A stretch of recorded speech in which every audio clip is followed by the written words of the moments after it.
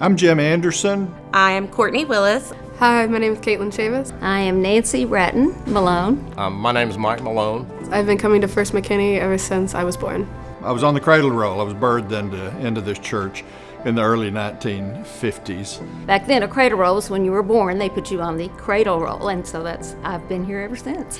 Hi, my name is Elizabeth Larkin, and I started attending First McKinney when I was in 7th grade. I started going to First McKinney in 5th grade. Been coming here my whole life, as long as I can remember. I started going to church here in December of 1966. That's when I joined. I got married in this church. I grew up here, and now I'm raising my children here.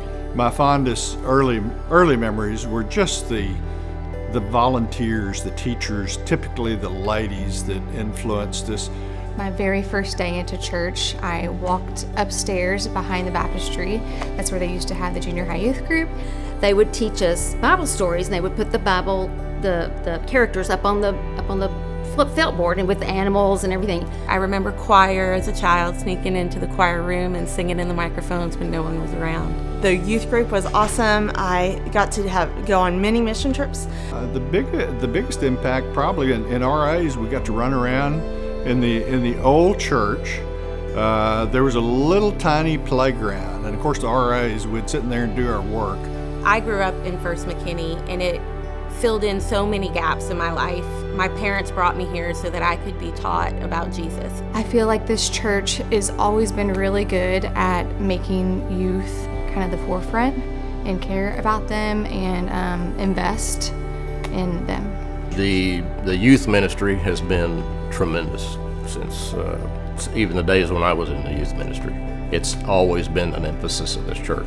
I'd say the ministries, especially the children's ministry, have really molded and impacted my life because I've grown up through the ministry, and then I went back and I interned for 2 years, and I'm still teaching there, and they've just taught me what it means to be a Christian. I am so relieved by the fact that my kids come here.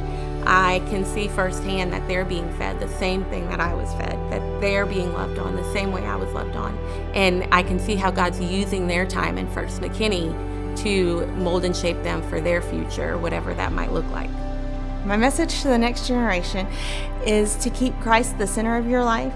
Communicating the gospel in different ways, just to friends, neighbors, family. That's important that we pass it on.